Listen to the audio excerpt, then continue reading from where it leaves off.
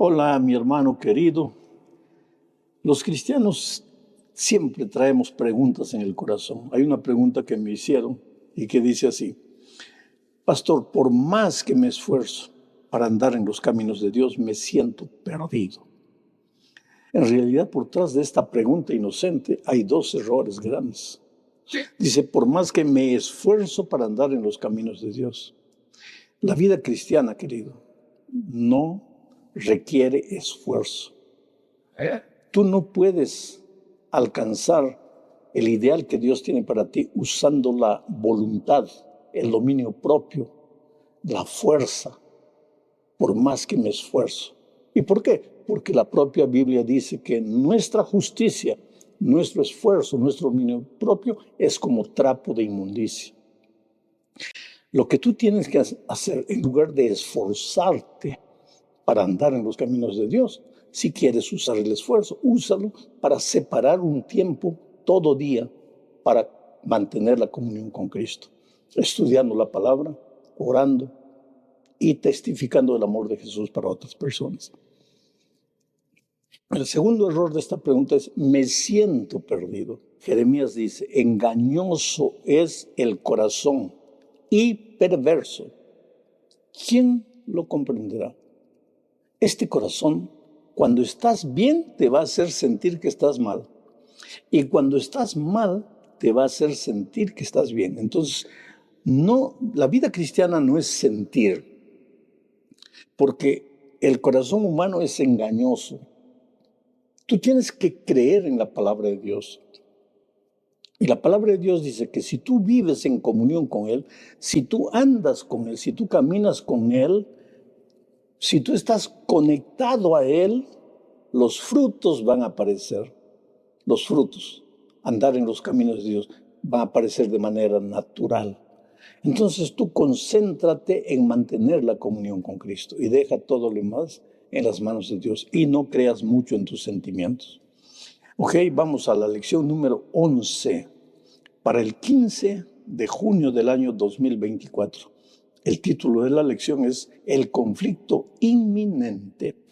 Y el propósito de este estudio es mostrar que a medida que nos aproximemos del fin, el enemigo va a quedar tan airado con el pueblo de Dios fiel, porque él no consigue engañar al pueblo de Dios, porque el pueblo de Dios tiene la Biblia abierta, la luz de la palabra de Dios, y no se deja engañar. Entonces el enemigo se va a airar tanto que va a hacer guerra, va a perseguir, va a usar la fuerza para obligar a los hijos de Dios a adorar al diablo o a cualquier cosa menos a Dios. Entonces vamos ahora a la primera parte de este estudio, el conflicto final del Apocalipsis. Mira, el conflicto comenzó en el cielo por causa de la adoración. Lucifer se levantó y consiguió engañar a una tercera parte de los ángeles, haciéndolos creer que no deberían adorar a Dios ni obedecerle. Adórenme a mí, dijo, obedézcanme a mí. Acusó a Dios de ser arbitrario, dictador, tirano. Él prometió libertad. Él prometió que sería un líder diferente. Y con sus mentiras logró engañar una tercera parte de los ángeles. Ahora vamos a ver lo que dice Apocalipsis 14, 7 al 9. Pero leamos este texto con el contexto de que en el cielo el conflicto empezó por causa de la adoración. Ahora Dios levanta en los últimos tiempos a un pueblo especial, un pueblo fiel para predicar el evangelio eterno. Y mira lo que dice Apocalipsis 14, 7 y 9. Diciendo a gran voz, este ángel de Apocalipsis 14 se levantó diciendo a gran voz, temed a Dios y dadle gloria, porque la hora de su juicio ha llegado. Y adorad a aquel que hizo el cielo y la tierra y el mar y las fuentes de las aguas. Y el tercer ángel lo siguió diciendo a gran voz, Si alguno adora a la bestia y a su imagen y recibe la marca en su frente o en su mano, él también beberá del vino de la ira de Dios que ha sido vaciado puro en el cáliz de su ira. Hay dos cosas que hay que notar aquí. En el cielo, los fieles adoradores de Dios fueron 70%, pero hubo un 30% que escuchó los engaños, la seducción del enemigo y se fue con él. El gran conflicto era por causa de la adoración. No es que Dios quisiese ser adorado, sino que la adoración de sus hijos era una expresión, una revelación práctica del amor que existía entre Dios y sus hijos. Cuando ellos decidieron adorar a Lucifer, decidieron quitar su lealtad de Dios, su amor de Dios, y dirigir su amor hacia Lucifer. Comenzó el conflicto. El conflicto descendió a la tierra. Cuando Eva fue tentada, tuvo que decidir entre amar a Dios, ser leal a Dios, adorar a Dios, respetar su palabra, o seguir la voz de la serpiente y tratar de ser como Dios, porque eso fue lo que la serpiente dijo. Si comieres, serás como Dios. Desde aquel día el conflicto fue basado prácticamente en la adoración, en el amor a Dios, en la obediencia. Se formaron dos ejércitos. Lucifer, por un lado, el Señor Jesucristo, por otro lado. El tema era adoración, pero la adoración se relacionaba con la creación. Por eso el ángel de Apocalipsis 14 dice que debemos adorar a Dios, creador del cielo y de la tierra. Y por eso el diablo también dice que deben, voy a leer de nuevo el texto de Apocalipsis 14, de 7. Voy a leer específicamente el versículo 9. Dice, y el tercer ángel lo siguió diciendo a gran voz, si alguno adora a la bestia, no adora a Dios, adora a la bestia y a su imagen, y recibe la marca en su frente o en su mano, él también beberá del vino de la ira de Dios que ha sido vaciado puro en el cáliz de su ira. Los que obedecen a Dios y adoran a Dios reciben la marca de Dios, el sello de Dios, que es el sábado, relacionado con la creación. Los que adoran a la bestia reciben la marca de la bestia y no creen en la creación o desfiguran la creación. Y si desfiguran la creación, pues no creen en el sábado, creen en cualquier otro día menos en el sábado. Entonces este asunto es mucho más serio del que a simple vista podemos imaginar. Cuando decidimos adorar a Dios en el sábado o en cualquier otro día, estamos decidiendo hacer la voluntad de Dios o hacer la voluntad del enemigo de Dios. Vamos a la siguiente parte de este estudio, la crisis venidera. Este es un asunto interesante. Vamos a estudiar el capítulo 13 del libro de Apocalipsis. En este capítulo 13 se presenta a dos poderes que sacudirán el mundo en los últimos días. El primer poder sube del mar y el segundo poder sube de la tierra. Y ambos son instrumentos del dragón. El dragón es el diablo y Satanás, según Apocalipsis. Quiere decir, para sacudir al mundo en los últimos días, en Apocalipsis se habla de dos bestias. La palabra bestia puede parecer peyorativa, pero no lo es. En profecía, la palabra bestia significa poder. Quiere decir que en los últimos días aparecerán dos poderes. Un poder que sale del mar. Y de acuerdo con la profecía, el mar, las aguas, significa gente. O sea, este poder recibe fuerza de la gente. Mucha gente lo sigue y le confiere poder. Pero el verdadero poder lo recibe del dragón. El dragón también permite que se levante otra bestia, otro poder que viene de la tierra. Vamos a ver todo esto al estudiar este capítulo 13. Vamos a leer primero los versículos 1 y 2 para ver la descripción de este poder, del primer poder. Dice así: me paré sobre la arena del mar y vi subir del mar una bestia. Y la bestia que vi era semejante a un leopardo, y sus pies como de oso, y su boca como boca de león. Y el dragón le dio su poder y su trono y gran autoridad. Interesante. El diablo, el dragón, nunca se presenta como diablo. En el jardín del Edén se presentó como una bella serpiente.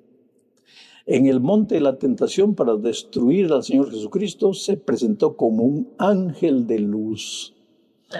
Y en estos últimos tiempos se presenta como un poder religioso, sustentado por la fuerza de las naciones, pero que en realidad este poder recibe la fuerza del dragón. Ahora vamos a tratar de identificar a esta bestia. En nuestra lección de la escuela sabática se trata este asunto en dos partes. Yo la voy a tratar en una sola parte. Vamos a ver qué características tiene esta primera bestia que sale del mar. En el versículo 8, recuerda que estamos estudiando el capítulo 13 del libro de Apocalipsis. En el versículo 8 dice: y la adoraron, a la bestia, y la adoraron todos los moradores de la tierra, cuyos nombres no estaban escritos en el libro de la vida del Cordero, que fue inmolado desde el principio del mundo. Quiere decir que este es un poder religioso y que recibe la adoración de todos o de la gran mayoría de los seres humanos.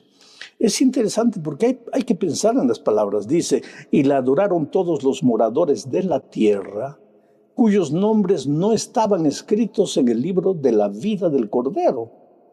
O sea, tú tienes dos opciones: o adoras al Cordero, al Señor Jesucristo, y tu nombre es escrito en el libro de la vida, o tú adoras a esta bestia, que es un poder religioso, y entonces tu nombre no estará escrito en el libro de la vida del Cordero.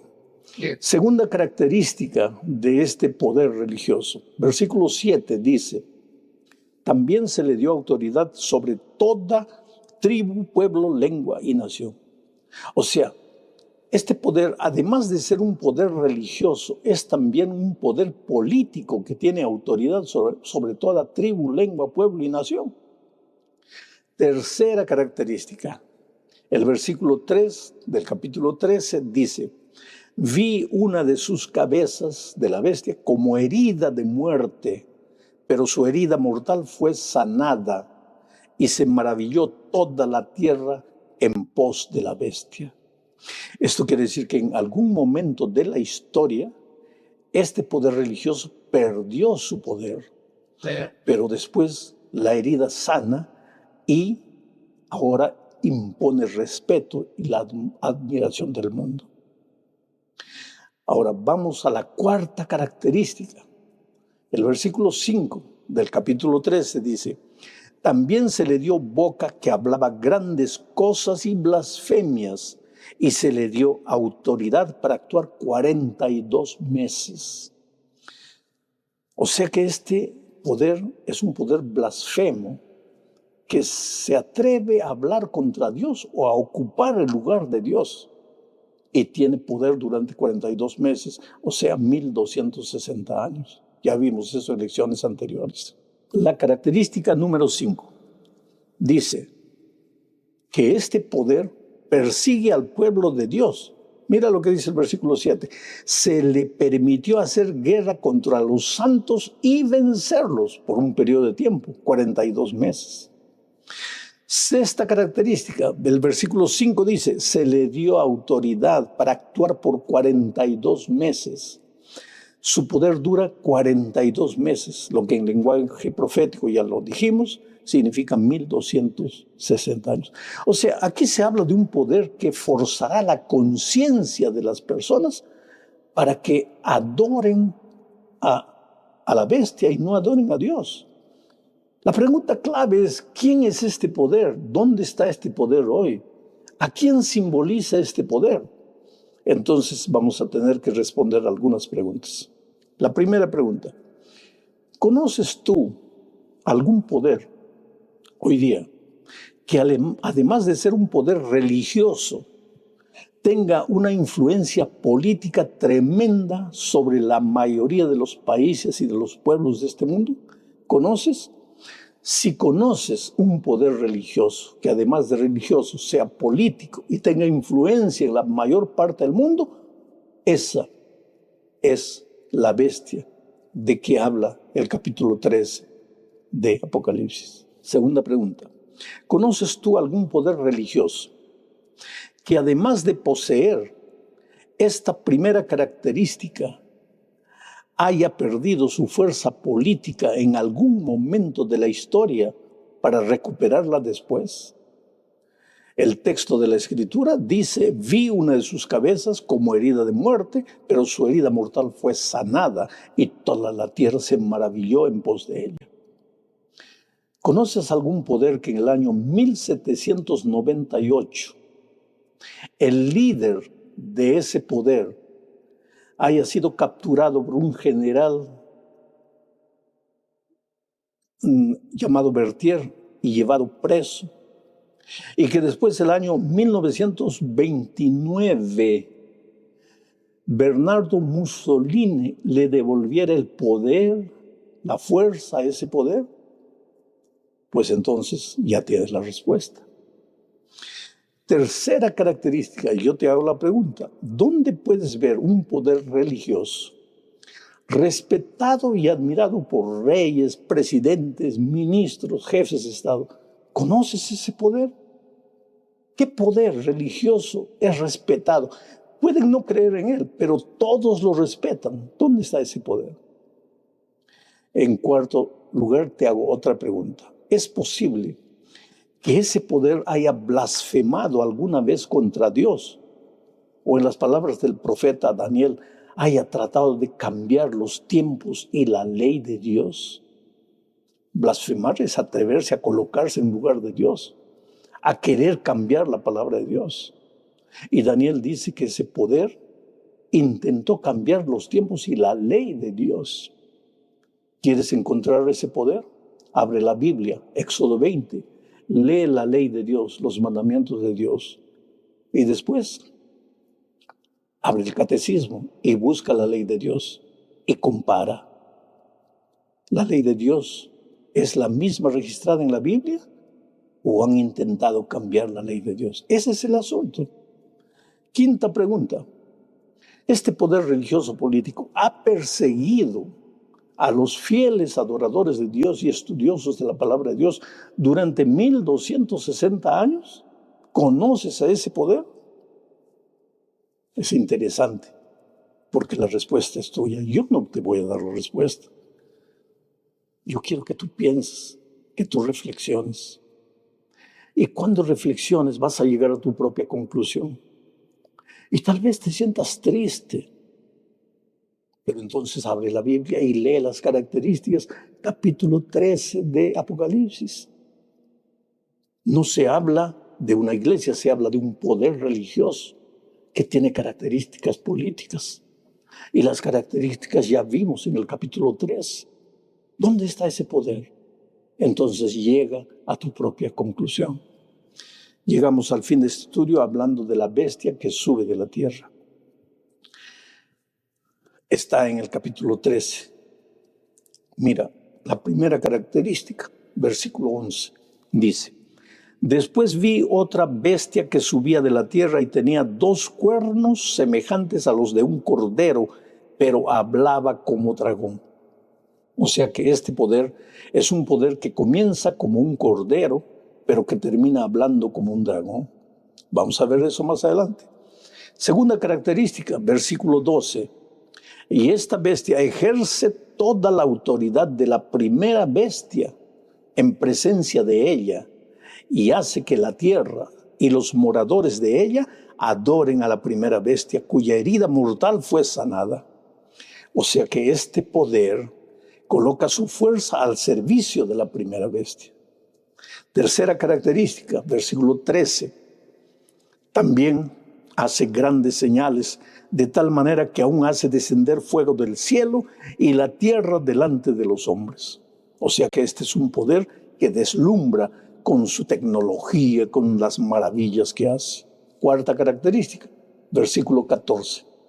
Y engaña a los moradores de la tierra con las señales que se le han permitido hacer en presencia de la bestia, mandando a los moradores de la tierra que le hagan imagen a la bestia que tiene la herida de espada y vivió.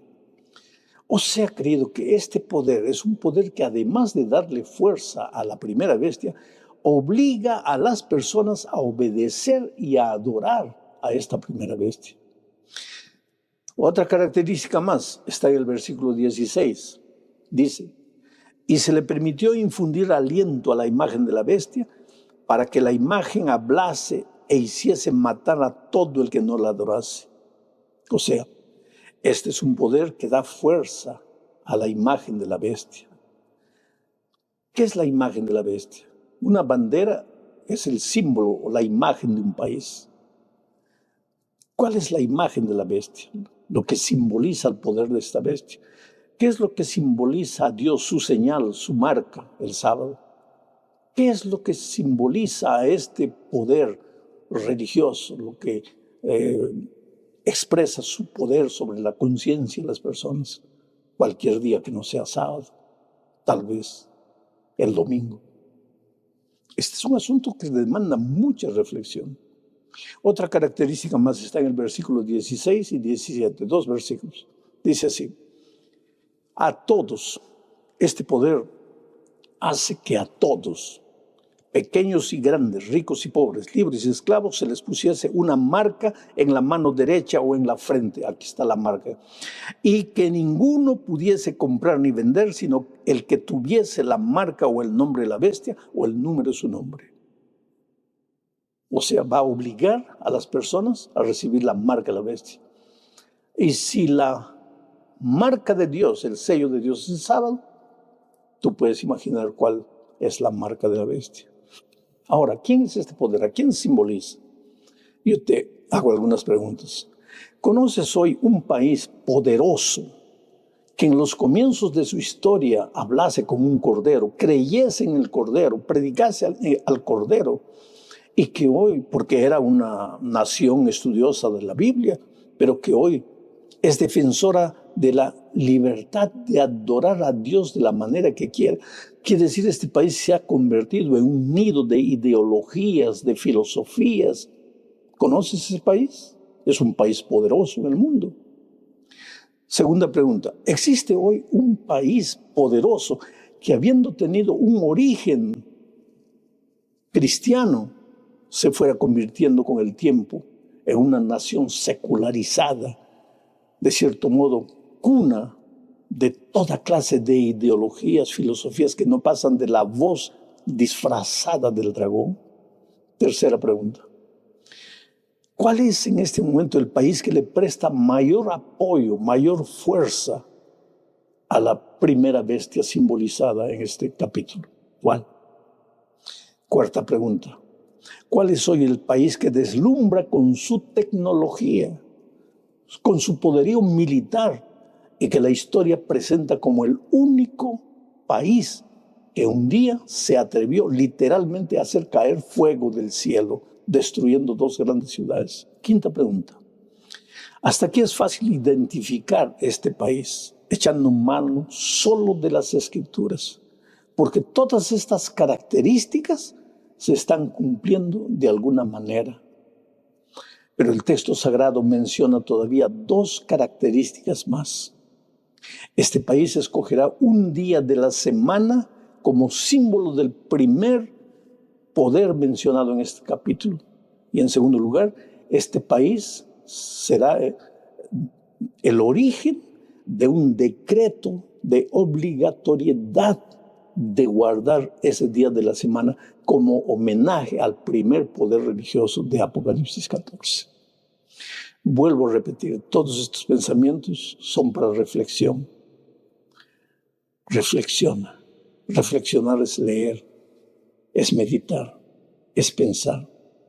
Muchas veces la reflexión te lleva al sufrimiento, al dolor, a llorar. Muchas veces te vas a agarrar la cabeza y decir, pero mi Dios, ¿Es esto realmente así? Tienes la Biblia en tus manos. Lee. Yo tengo 2 libros escritos, quiere decir un libro, ¿no? El tercer milenio y las profecías del Apocalipsis.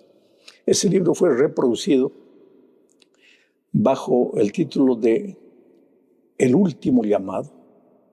Si puedes conseguir ese libro por ahí y leer ese libro, vas a encontrar en detalles la explicación de todo esto que hablé apenas en 20 minutos.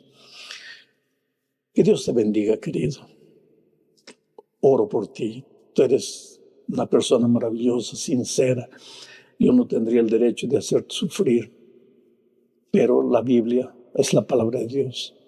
Y delante de la Biblia todos tenemos que reverenciarlo, inclinar la cabeza con reverencia y aceptar lo que Dios dice. Un grande abrazo, felicidades.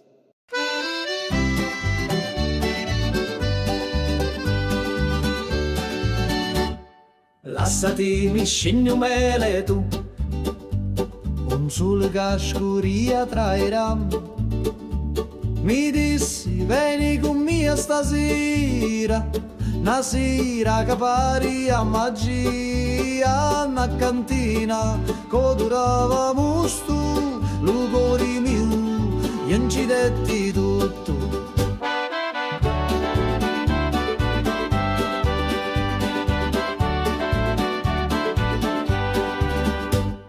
Gira chiagnina lenta e sorda, e giro frasso che canta ancora, che non è vino rosso come fuoco, ambivio frasso, scordavo loco, manichini, dove speranza, da sta terra tutto danza. Prega Maria che faccio milico, mi persi su dai panni rossi, c'era una croce fatta d'olivi, mi dai sopra senza scusa. Prega Maria, non sa ciucciù, se era morio era tabù. Ammuzzo tutto frasso, scioglieva cori come passo. Tu c'era notte in vento, con una luna appesa senza pentimento. Una voce mi chiamava tu funno, scendi ancora un perdi sto mondo. Da cantina il tempo si ferma, ogni goccia è storia eterna. Cutti a me lato, cutti a me cori, sti stidi cacciato non mori. Scuro fora, ma luci dintra, a voci do, sempre mi senta. Prega Maria che faccio milico, mi persi su dai panni rossi, c'era una croce fatta d'olivi, mi dai sopra senza scusa. Prega Maria, un saccio giù, se era morio era tabù. Lassati mi scigno mele tu, ogni volta, ogni giornata, a ti attorno in ta cantina, con vino speranza e una picca rovina.